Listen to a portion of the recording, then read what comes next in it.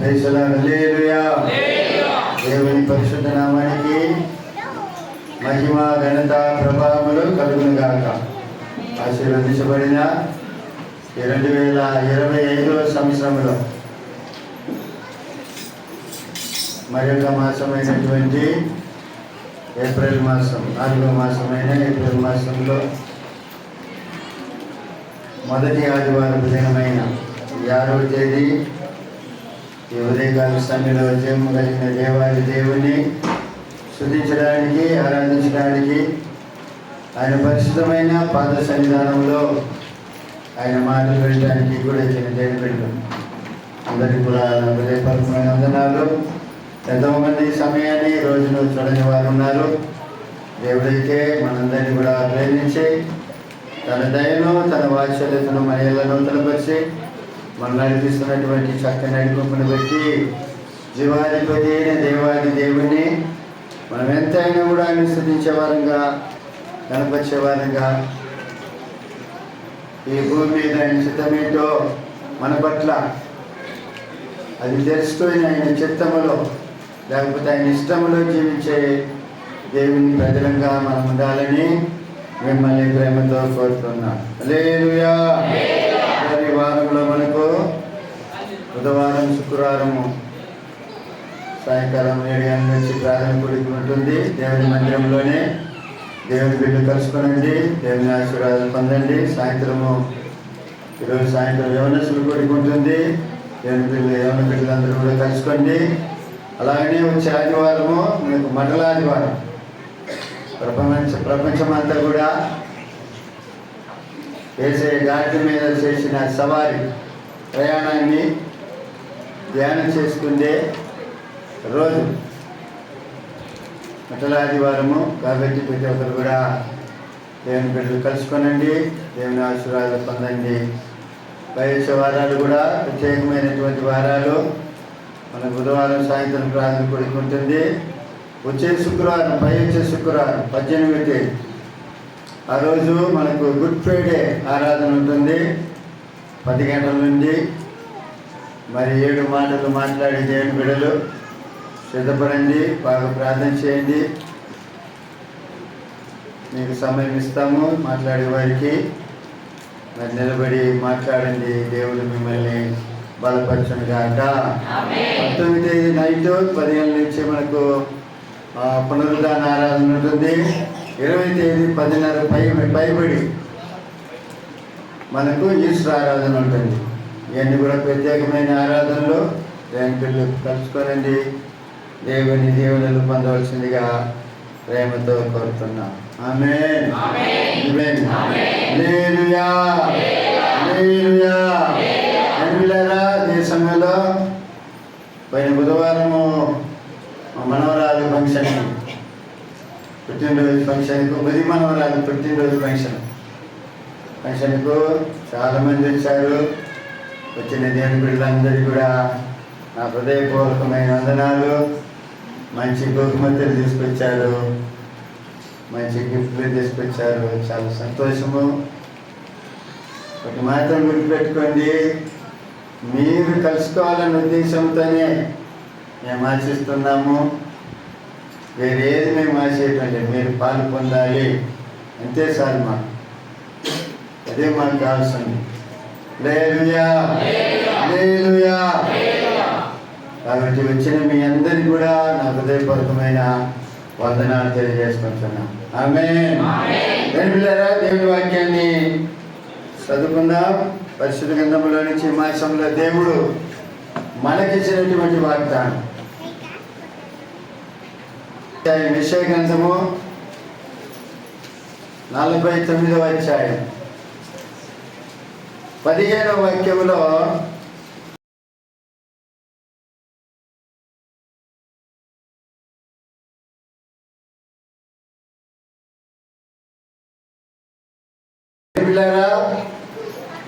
ఈ మాసంలో దేవుడు మనకిచ్చినటువంటి వాగ్దానం ఏమిటంటే, మాట ఏమిటంటే, నేను నిన్ను మరువను, నేను నిన్ను మరువను.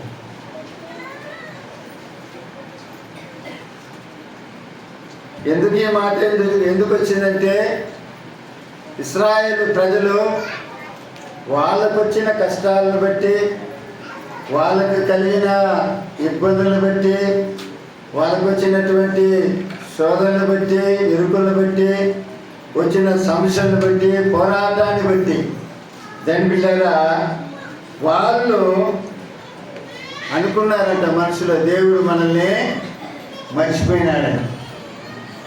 దేవుడు మనల్ని మర్చిపోయినాడు అని అనుకున్నప్పుడు దేవుడు చెప్పుచున్న మాట ఇది, స్త్రీ తన గర్భమున పుట్టిన బిడ్డను కరుణింపకుండా తన చంటి పిల్లను మర్చినా వారైనా మరుస్తారు, కానీ నేను నిన్ను మరువను. దేని పిల్లరా, ఈ ఉదయకాల సమయంలో దేవుడు చెప్పుచున్న మాట, యేసయ్య చెప్పుచున్న మాట, నేను నిన్ను మరువను. నీ సమస్యలు నాకు తెలుసు, నీకొచ్చే కష్టాలు నాకు తెలుసు, నీ ఇబ్బందులు నాకు తెలుసు, నువ్వు పడుతున్న శ్రమలు నాకు తెలుసు, నీకు వస్తున్న పోరాటాలు నాకు తెలుసు, నీ బలహీనత నాకు తెలుసు, భయపడగాకు. స్త్రీ తన గర్భమున పుట్టిన బిడ్డను కరుణింపకుండా తన చంటి పిల్లను మనుషునా వారైనా మర్చిపోతారు, కానీ నేను నిన్ను మరువను. మన బంధువులు మర్చిపోయే అవకాశం ఉంది, మన స్నేహితులు మర్చిపోయే అవకాశం ఉంది, మన తోబుట్లు మనల్ని మర్చిపోయే అవకాశం ఉంది, మన రక్త సంబంధికులు మనల్ని మర్చిపోయే అవకాశం ఉంది, మన స్నేహితులు మనల్ని మర్చిపోయే అవకాశం ఉంది, మన తల్లి మన తండ్రి అయినా మనల్ని మర్చిపోయే అవకాశం ఉంది. కానీ దేవుడు అంటున్నారు, వారైనా మరుతురు, కానీ నేను నిన్ను మరువను. ఆమేన్. హల్లెలూయా, హల్లెలూయా. దిగులు పడగాకు, సమస్యలిపోగాకు. దేవుడు నిన్ను బలపరుస్తాడు, దేవుడు నిన్ను బలపరుస్తాడు, దేవుడు నిన్ను దీవిస్తాడు. దేవుని బిడ్డ, నిన్ను ఆయన ఆశీర్వదించును గాక. ఆయన ఆశీర్వాదాలతో ఆయన నిన్ను నింపి నడిపించును గాక. హల్లెలూయా. ఒక మాట, ఇది వాక్యం కాదు, ప్రసంగం కాదు, వేరే ప్రసంగం. దీని మీద ప్రసంగం పోద్ది. అయితే దేవుడు నాకు ఈ మాట చూపించమన్నాడు, అంతే, జ్ఞాపకం చేయమన్నాడు, అంతే. యెషయాకి 8 మంది కుమారులు, 2 కుమార్తెలు. సౌలు పొరపాటు వలన సౌలుని దేవుడు త్రోసిపుచ్చి యెషయా కుమారులలో కుమార్ని రాజుగా అభిషేకించమని దేవుడు సమూయేలును పంపాడు. సమూయేలును పంపిస్తే యెషయా పోయిన వెంటనే, సమూయేలు పోయిన వెంటనే యెషయా తన కుమారులందరినీ వరుసగా నిలబెట్టాడు. ఎంతమందిని నిలబెట్టాడంటే 7 నిలబెట్టాడు. సమూయేలు ప్రవక్త అనుకున్నాడు 7 అనుకున్నాడు. ఆ 7 అభిషేకించడానికి నిలబెట్టి దేవుడు వీడా వీడా వీడా అని అడిగితే 7 కూడా కాదన్నాడు దేవుడు. అప్పుడు దేవుడి దగ్గర అడుగుతున్నాడు, మరి యెషయా దగ్గర అడుగుతున్నాడు, మీకు నీ కొడుకులు వీళ్ళేనా అని అడుగుతున్నాడు. అప్పుడు యెషయా గుర్తొచ్చింది, లేదా ఇంకొకడుండు, వాడు అడవిలో గొర్రెలు కాస్తుందో అని అన్నాడు. అసలు ఆ పిల్లలు దొరికి హల్లెలూయా, హల్లెలూయా లోని రప్పి వాడు వచ్చేంత వరకు మనం కూర్చుందామన్నా. హల్లెలూయా. చూడండి, తల్లిదండ్రులు మర్చిపోయినాడు. ఒక ప్రవక్త వచ్చినప్పుడు కుటుంబం అంతటిని దేవుని సేవకుని ఎదుట నిలబెట్టాలా, కుటుంబం అంతటిని దేవుని సేవకుని ఎదుట నిలబెట్టాలా. దైవ చింతాన్ని వాళ్ళు అక్కడ జరిగించాలా. అది చేయకుండా వాళ్ళు ఏం చేశారంటే దావీదును మర్చిపోయినట్లుగా చూడగలుగుతున్నా. సరే, అన్నదమ్ములైనా కూడా చెప్పవచ్చు ఇంకొకడు ఉంటాయని, నాయన దావీదు కూడా రప్పించమని చెప్పి ఉండొచ్చు తల్లిదండ్రుల దగ్గర, వాళ్ళు పలకలేదు. అయితే దేవుడు దావీదును మర్చిపోలేదు. ఆమేన్, హల్లెలూయా. దావీదును మర్చిపోని దేవుడు మిమ్మల్ని కూడా మర్చిపోడు. ఆమేన్, హల్లెలూయా. దావీదును హెచ్చించిన దేవుడు మిమ్మల్ని కూడా హెచ్చిస్తాడు. ఆమేన్. దావీదును ఆశీర్వదించిన దేవుడు మిమ్మల్ని కూడా ఆశీర్వదిస్తాడు. హల్లెలూయా, హల్లెలూయా. విఘ్నే ఉండవు, భయపడగాదు. అది ఎవరికి పోతుందో తెలియదు అన్నమాట. మంచిది, దేవునికి స్తోత్రం. హల్లెలూయా, హల్లెలూయా. దేవుని వాక్యాన్ని మనం చదువుకుందాం. పరిశుద్ధ గ్రంథంలో నుంచి ప్రకటన గ్రంథం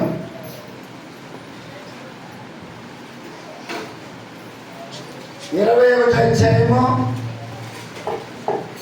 3వ వాక్యాన్ని చదువుకుందాం.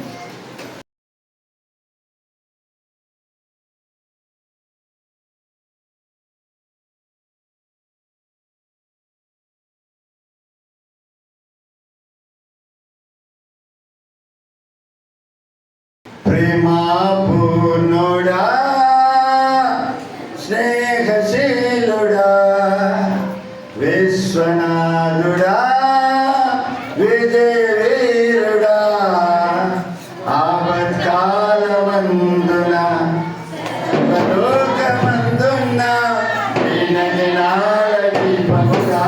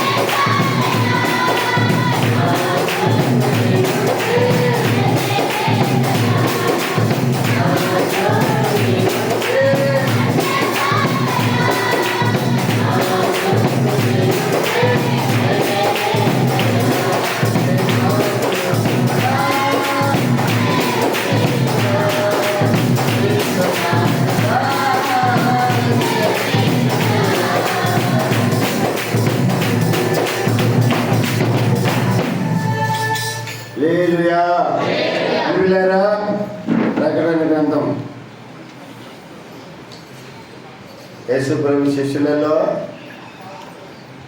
ఒక శిష్యుడైన యోహాను రాసినటువంటి గ్రంథం ఇది.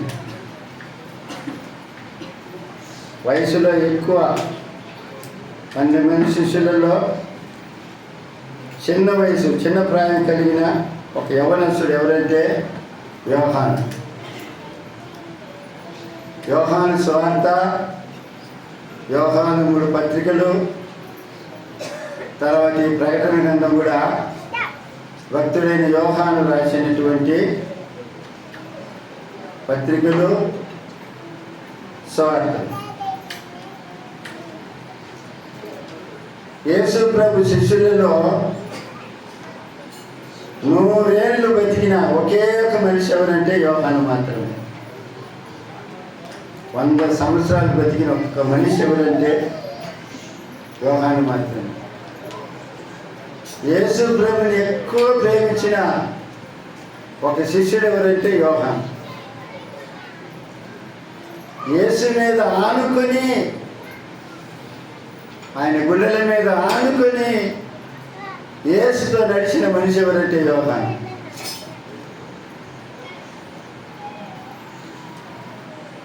ఆయన ఆరోహణమైన తర్వాత యేసే శిష్యులకి శ్రమలు వచ్చింది. ఒక్కొక్కరు ఒక్కొక్క రకంగా హతసాక్షులుగా మరణించారు. అయితే ఈయన మాత్రము ఏమి చేసినా సావలేదంట. ఏమి చేసినా సావలే. ఈ కత్తుల గోళ్ళు ఉంటాయి, కత్తుల గోళ్ళు కూడా ఇది మాదిరిగా కత్తులతో చిన్న గోళ్ళు ఆ పైనుంచి వేసినట్లయితే కింద వచ్చేసరికి మనిషి మొక్కలు అవుతారు, అంతంత మొక్కలు. అట్లాంటి కత్తుల గోళ్ళలో వేస్తే సావలేదంట. బాగా కడాయి తీసుకొచ్చి ఆ కడాయి నిండా నూనె పోసి మంచిగా మరుగుచున్న నూనెలో ఆయన 65 చేయాలని బాగా కాగబెట్టి ఆ మనిషిని రోస్ట్ చేయాలని చెప్పి ఏపాలని చెప్పి ఆ మరుగుచున్న నూనె వేసినా కూడా సావలేదంట. ఎట్టేసినా సావలేదని పద్మస్సు అనే తీవులో తీసుకొచ్చి వదిలేసింది. అక్కడ చెట్లు లేవు, తాగేదానికి నీళ్ళు లేవు. అట్లాంటి స్థలంలో ఆయన వేసినప్పుడు ఈ దేవుని యొక్క ప్రత్యక్షతను పొంది రాసినటువంటి గ్రంథమే ఈ ప్రకటన గ్రంథం. హల్లెలూయా. ఈ గ్రంథంలో దేవుడు అనేక స్థలాల్లో పరలోకం నుండి ఒక స్వరము వీటిని అంటాడు, నేను చూసినాను అంటాడు. పరలోక దర్శనాన్ని నేను చూసినాను, ఇట్లుంది కొన్ని ఎన్నెన్నో కార్యాలు, లోతైన ఎన్నో సత్యాలు దేని పిల్లారా చూసి రాసిన వాడు యోహాను. ఈ యోహాను దేని పిల్లారు ఏమంటున్నాడంటే ఇక్కడ 3వ వాక్యంలో, ఇదిగో దేవుని నివాసము మనుషులతో కూడా ఉన్నది, ఆయన వారితో కాపురమును, వారు ఆయన ప్రజల యందురు, దేవుడు తానే వారు దేవుడై ఉండి వారికి తోడై. హల్లెలూయా, హల్లెలూయా. ఇదిగో దేవుని నివాసము మనుషులతో కూడా ఉన్నది. ఎంత గొప్ప మాట ఇది. ఆ దేవుడు పరిశుద్ధుడు అండి, సమీపరాని తేజస్సులో నివసించేవాడు. ఆయన ప్రేమాస్వరూపైన దేవుడు. అయితే మనుషులమైన మనల్ని ప్రేమిస్తున్న దేవుడు. మనం ఎన్ని పొరపాట్లు చేసినా, ఎన్ని తప్పిదములు చేసినా, ఎంత దూరంగా పోయినా, ఎన్ని ఆయన గురించి మనం అనుకోకపోయినా, ఆయన సముఖానికి రాకపోయినా, ఎన్ని పొరపాట్లు పాపాలు చేసినా ఎన్నిళ్ళరా మనల్ని ప్రేమిస్తున్న దేవుడు యేసు ప్రభు మాత్రమే. హల్లెలూయా, హల్లెలూయా, హల్లెలూయా.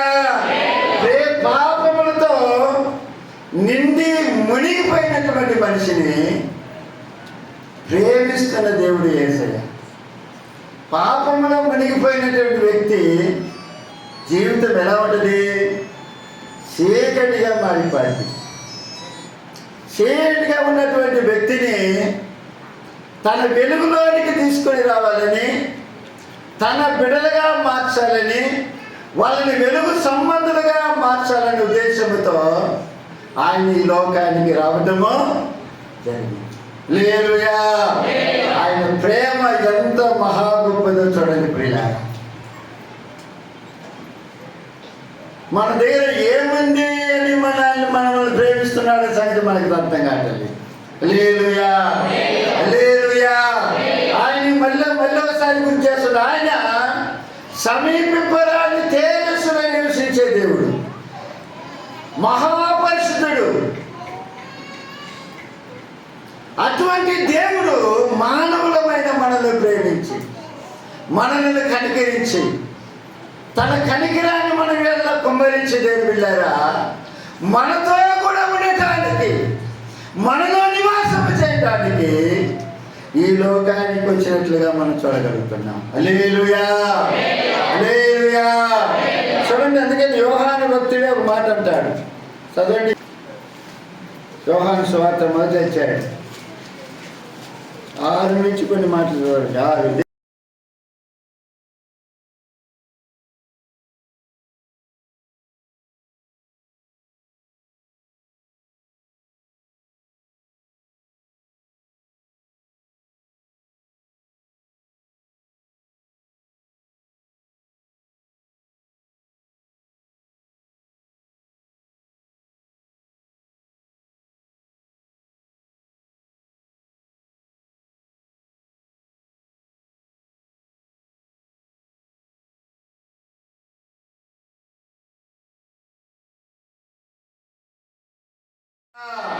లోకం అంటే ఎవరు? మనుషులే. దేశం అంటే మధ్య కాదురా, మనిషి అన్నారు ప్రియులారా. అప్పుడు ఆయన లోకానికి వచ్చినప్పుడు లోకం ఆయనను అంగీకరించలేదు. లోకం ఆయన మూలం కలిగినప్పుడు కూడా లోకం ఆయనని తెలుసుకోలేదని దేవుడి వాక్యం బోధిస్తుంది. చీకటిలో జీవిస్తున్న మానవులని వెలిగించడానికి దేవుడు బిడ్డలారా, తన ఆశ్చర్యకరమైన వెలుగులోనికి నడిపించడానికి ఆయన ఈ లోకానికి వచ్చినట్లుగా దేవుని వాక్యంలో మనం చూస్తున్నాం. హల్లెలూయా. పేతురు గ్రంథంలో మనం చూసినట్లయితే, పేతురు గ్రంథంలో, పేతురు పత్రికలో గ్రంథం అంటుందా 2వ అధ్యాయం 1 పేతురు 2వ అధ్యాయం 9వ వాక్యం చూస్తే, అయితే మీరు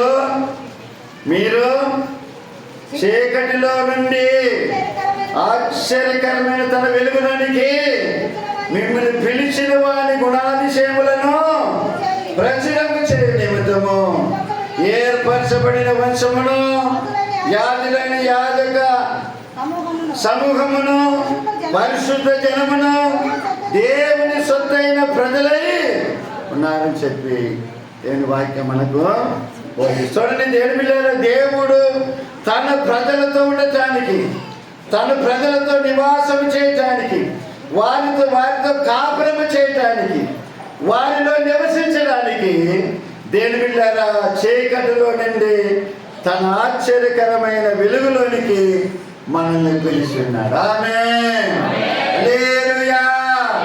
ఎందుకంటే ఆశ్చర్యకరమైన వెలుగులోనికి ఆయన ఎందుకు పిలుస్తున్నాడంటే దేవుని బిడ్డలారా, మనతో కాపురం ఉండటానికి, మనతో నివాసం చేయటానికి. హల్లెలూయా, హల్లెలూయా. మన దేవుడుగా ఆయన ఉండటానికి దేవుని బిడ్డలారా ఆయన మనల్ని ప్రేమించి ఈ లోకానికి వచ్చినట్లుగా, మనందరినీ రక్షించినట్లుగా, ఆయన మనల్ని అందరినీ కూడా దేవుని బిడ్డలారా వెలుగు సంబంధులుగా చేసినట్లుగా దేవుని వాక్యంలో బట్టి మనం చూస్తే గమనించగలుగుతున్నాం. హల్లెలూయా, హల్లెలూయా.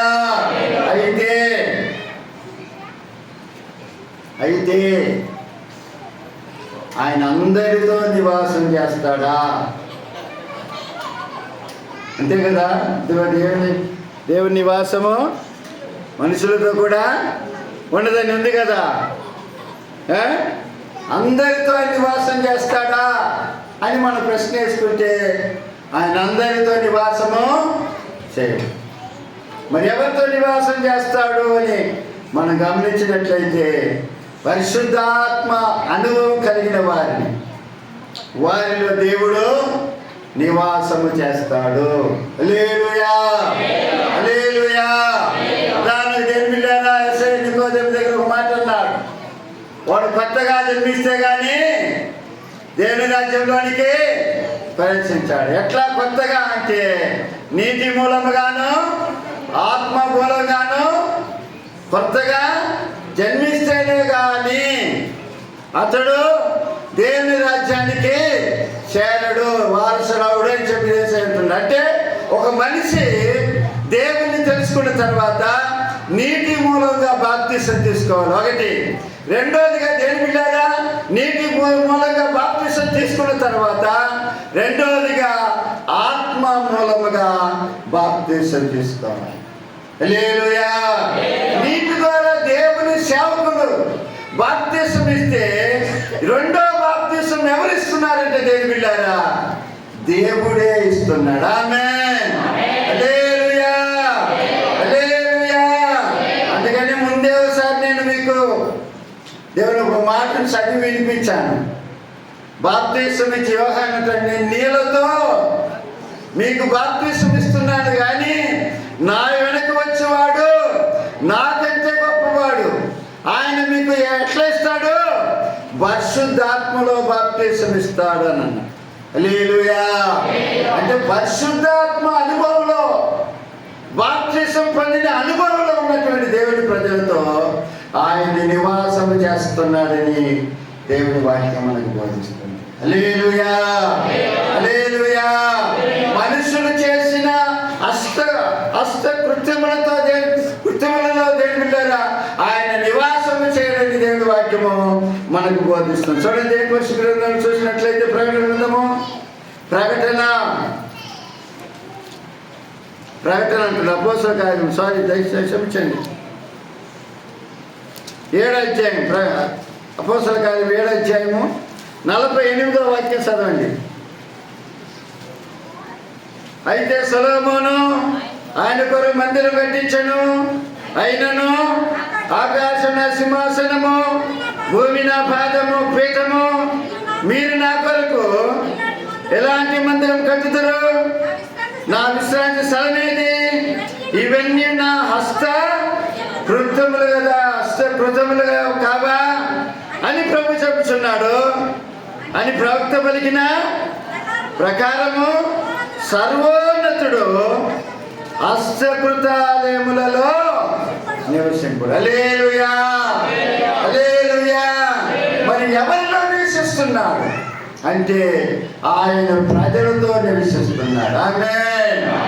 ఎవరా ప్రజలంటే పరిశుద్ధాత్మ అనుభవం కలిగిన వారితో, పరిశుద్ధాత్మనే బాప్తిసం పొందిన ప్రజలతో ఆయన నివాసం చేస్తున్నాడని దేవుని వాక్యం మనకు బోధిస్తుంది.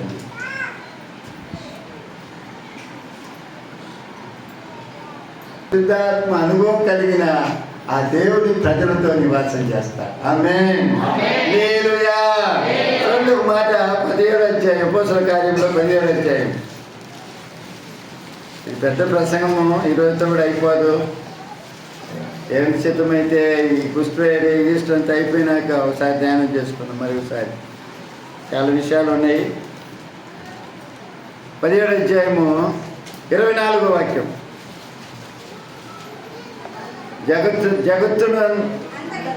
జగత్తును అందలే సమస్తమును నిర్మించిన దేవుడు తానే ఆకాశమునకును భూమికిని ప్రభువునై ఉన్నందున హస్తకృతములైన ఆలయములలో ఆయన నివసించడు. మరి ఎక్కడ నివసిస్తాడు? కొరింథీయులు రాసిన పత్రికలో మనం గమనించినట్లయితే పరిచయమైన వాక్యం అది. 3వ అధ్యాయం 16-17 చూస్తే మీరు దేవుని ఆలయమై ఉన్నారనియో దేవుని ఆత్మ మీలో నివసిస్తున్నాడనియో మీరెరుగరా? ఎవడైనాను దేవుని ఆలయమును పాడు చేసినట్లయితే దేవుడు వానిని పాడు చేయదు. దేవుని ఆలయము పరిశుద్ధమై ఉన్నది, మీరు ఆ ఆలయమై ఉన్నారు. హల్లెలూయా, హల్లెలూయా. అంటే ఎవరిలో దేవుడు నివసిస్తున్నాడంటే మన దేహములో. దేవుని ఆలయమై ఎవరిదంటే దేవుళ్ళారా, మనుషుల చేత కట్టబడిన కట్టడం కాదు. మరి ఎక్కడ దేవుడు నివసిస్తున్నాడంటే మనుషుల హృదయములో, దేహములో ఆయన నివసిస్తున్నాడని కూడా, మీ దేవుని ఆత్మ మీలో నివసించున్నాడని. మీరు ఎవడైనా దేవుని ఆలయం పాడు చేస్తే దేవుడు అన్నీ ఆ దేవుని ఆలయ పరిశుద్ధమని మీరు ఎవరంటే ఆలయం అంటే ఎవరు? మనమే చెప్పి దేవుని వాక్యము మనకు బోధిస్తుంది. హల్లెలూయా. అప్పుడు దేవుని బిడ్డలారా, మనము దేవుని ఆలయముగా మారాలంటే ఆ పరిశుద్ధాత్మ అనే ఒక బాప్తిస అనుభవంలోనికి మనం రావాలి. ఆ పరిశుద్ధాత్మను పొందుకోవాలి దేవుని బిడ్డ. హల్లెలూయా, హల్లెలూయా. అని సంఘాల్లో భాషలు నేర్పిస్తారు. ఇట్లా మాట్లాడదు అవన్నీ నేర్పిస్తే మాట్లాడేది కాదు. అది పరిశుద్ధాత్ముడే ఆ నోటికి ఇచ్చే మాటలేదు. హల్లెలూయా. ఆ మాట ఎట్టొస్తుందో వాళ్ళకే సరిగ్గా తెలియదు, వినే వాళ్ళకి అది వింతగా ఉంటుంది. ఆమేన్, హల్లెలూయా. దేవుని ఎరగని వాళ్ళు వింటుంటే వాళ్ళకి వేరితనంగా ఉంటుంది, కానీ ఆ దేవుని అనుభవాలు ఉన్న వారు వింటుంటే వాళ్ళకి ఆశీర్వాదకరంగా ఉంటుంది. అది అడుగు విషయం. హల్లెలూయా. అప్పుడు దేవుని ప్రజలు, దేవుని పిల్లారా, ఏమై ఉండాలంటే బాప్తిసం అంటే పరిశుద్ధాత్మ అనుభవంలోనికి వచ్చిన వారితో దేవుడు ఉంటున్నాడని దేవుని వాక్యం మనకు బోధిస్తుంది. హల్లెలూయా. చూడండి 6వ అధ్యాయం పరిశుద్ధ గ్రంథంలో నుంచి 6వ అధ్యాయం, అప్పుడు కొరింథీయులకు రాసిన పత్రిక 6వ అధ్యాయం 19వ వాక్యం కూడా చదవండి. మీ దేహము దేవుని వలన మీకు అనుగ్రహింపబడి మీలో ఉన్న పరిశుద్ధాత్మకు ఆలయమై ఉన్నదని మీరు ఎరుగరా? హల్లెలూయా. చూడండి, అపోస్తలుడు పౌలు ఇంకా క్లియర్గా చెప్తున్నా, మీ దేహము దేవుని వలన మీకు అనుగ్రహింపబడి మీలో ఉన్న పరిశుద్ధాత్మకు ఆలయమై ఉన్నదని మీరు ఎరుగరా? మీరు మీ సొత్తు కాదు అన్న సంగతిని అక్కడ తెలియపరచడం జరుగుతుంది. హల్లెలూయా, హల్లెలూయా.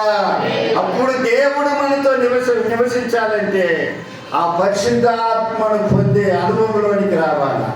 దాన్ని ఇంకొక భాషలో చెప్పాలంటే అది 2వ బాప్తిసం అని చెప్పవచ్చు. హల్లెలూయా, హల్లెలూయా.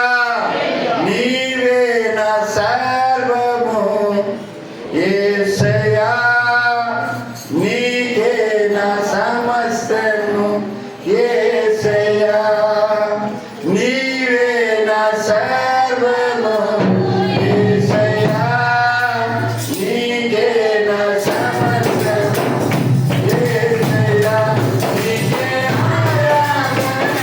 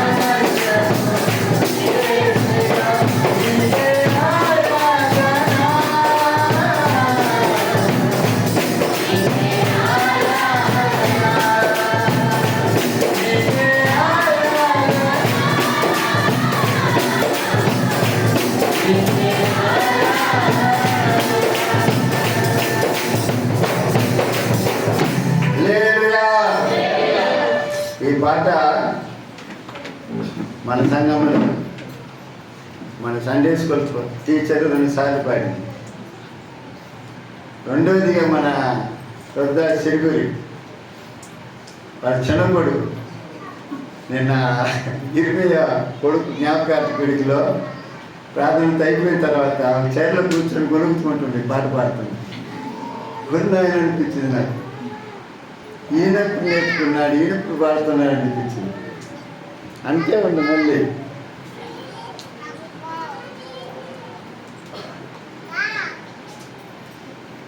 అవి ఇరిమే కొడుక లేకపోతే ప్రదాత కొడుక తెల్ల ప్రదా కొడుకనే ఆ క్యాచర్ వేసింది.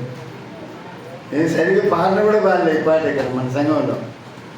ఎప్పుడన్నా ఒకసారి కొత్తగా పాడినాం జనవరిలో, దాని తర్వాత ఒకసారి పాడినా అంతే. సరే, మంచిది. నేను పిల్లరా, పరిశుద్ధాత్మ అనుభవం పొందిన వారితో దేవుడు నివాసము చేస్తాడు. సంఘములో కూడా నివాసం చేస్తాడు. సంఘము దేవుని సంఘం కూడా దేవుని నివాస స్థలమైనది. అది ఎటువంటి స్థలము అని ఏమిటంటే పరిశుద్ధాత్మ యొక్క బాప్తిస్మం పొందిన విశ్వాసములు చేరి ఉన్న సంఘములో దేవుడు నివాసం చేస్తాడు. హల్లెలూయా, హల్లెలూయా. అపోస్తలుడైన పౌలు ఎఫెసీయులకు రాసిన పత్రికలో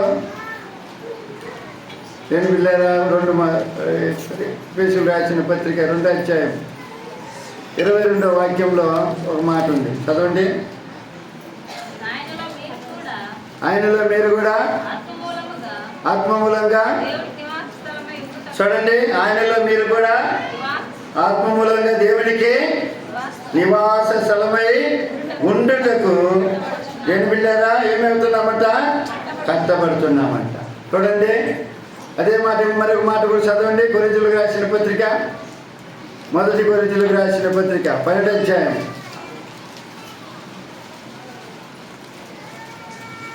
13వ వాక్యం చదవండి. అలాగే క్రీస్తు ఎలాగనగా యూదులమైనను గ్రీసు దేశస్థులమైనను దాసులమైనను స్వతంత్రులమైనను మనందరము ఒక్క శరీరంలోనికి ఒక్క ఆత్మయందే బాప్తిసము పొందితిమి, మనమందరము ఒక్క ఆత్మను పానము చేసిన వారము అయితే. హల్లెలూయా.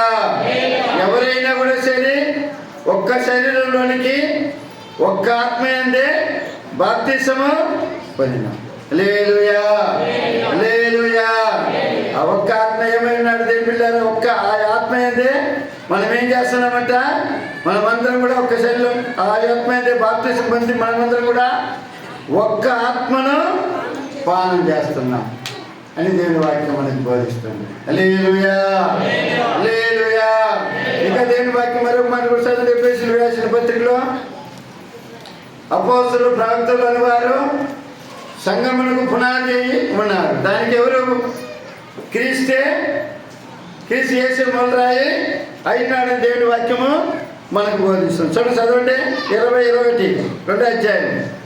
క్రీస్తు యేసు ముఖ్యమైన మూలరాయి ఉండగా అపోస్తలులను ప్రవక్తలను వేసిన పునాది మీద మీరు కట్టబడి ఉన్నారు. ప్రతి కట్టడమును కూడా ఆయనలో చక్కగా అమర్చబడి ప్రభునందు పరిశుద్ధమైన దేవాలయముటకు వృద్ధి పొందుతుంది. హల్లెలూయా, హల్లెలూయా. ప్రతి కట్టడమును ఆయనలో చక్కగా అమర్చబడి ప్రభునందు పరిశుద్ధమైన దేవాలయం ఇవ్వటానికి వృద్ధి పొందుతుంది. ఎవరితో కట్టబడింది? పునాది వేయబడింది ప్రవక్తలు అపోస్తలుల ద్వారా ప్రవక్తలు వేసిన పునాది మీద. ఆ పునాది ఎవరు దానికి? యేసే. దానికి క్రీస్తే మూలరాయి అయినాడని దేవుని వాక్యము మనకు బోధిస్తుంది. అప్పుడు దేవుని ఆలయంలో దేని బిడ్డారా దేవుని ఆత్మ ద్వారా నడిపించబడుతున్న దేవుని ప్రజలు,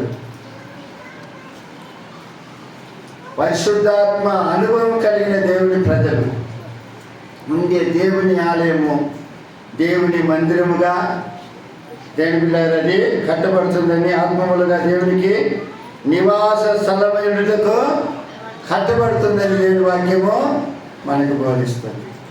హల్లెలూయా, హల్లెలూయా. ఆత్మ మూలంగా ఆయనలో మీరు కూడా ఆత్మ మూలంగా దేవునికి నివాస స్థలం ఉండటానికి మనం కష్టపడుతున్నామని దేవుని వాక్యము మనకు బోధిస్తుంది. అప్పుడు దేవుని పిల్లలు మనము దేవుని నివాసమై మనం ఉండాలంటే దేవుని పిల్లరా మనలో ఏముండాలా? పరిశుద్ధాత్మ అనుభవం. అదే బాప్తిసం, రెండవ బాప్తిసం అనే అనుభవం మనం కలిగి ఉండాలి. ఆ పరిశుద్ధాత్మ అనుభవం ఉన్నప్పుడు శరీర కార్యములు ఎక్కువ కనబడటానికి అవకాశం ఆ పరిశుద్ధాత్మ దేవుడు ఇవ్వడు. శరీర సంబంధమైన కార్యాలు, లోక సంబంధమైన కార్యాలు మనం చేయడానికి ప్రయత్నం చేసిన ఆ ఆత్మ, మనలో ఉన్నటువంటి ఆ ఆత్మ మనల్ని చేయటానికి ఒప్పుకోడు. హల్లెలూయా, హల్లెలూయా. ఎందుకంటే మన దేహాన్ని ఆయనే కంట్రోల్ చేసి మనల్ని నడిపిస్తున్నాడు కాబట్టి, ఆయనలో దేవుని ఆయన మందిరముగా మన దేహాన్ని ఆయన మారుస్తున్నాడు కాబట్టి, ఆయన మందిరంగా కట్టబడుతున్న మనము ఒక ఆత్మ సంబంధమైన మందిరములో ఉంటున్నాం కాబట్టి దేవుని బిడ్డలారా అది కూడా దేవుని మందిరంగా వృద్ధి పొందుతున్నాను కాబట్టి శరీర సంబంధమైన కార్యాలు కనబడడానికి అవకాశం ఉండదు. దేవుని బిడ్డలారా హల్లెలూయా, హల్లెలూయా. కాబట్టి ఒక దేవుని బిడ్డ దేవుని నివాస స్థలముగా ఉండాలి అంటే, దేవుని నివసించాలంటే ఆ పరిశుద్ధాత్మ అనే బాప్తిసం లేకపోతే పరిశుద్ధాత్మ అనే అనుభవంలోనికి వచ్చినప్పుడు దేవుని బిడ్డలారా వారితో కూడా ఆయన కాపురం ఉంటున్నాడని, నివసిస్తున్నాడని దేవుని వాక్యము మనకు బోధిస్తుంది. ఆమేన్, హల్లెలూయా. ప్రపంచాన్ని ప్రార్థన చేసుకుందాం. పరిశుద్ధాత్మ దేవుడు తన మాటను దీవించి ఆశీర్వదించుగాక.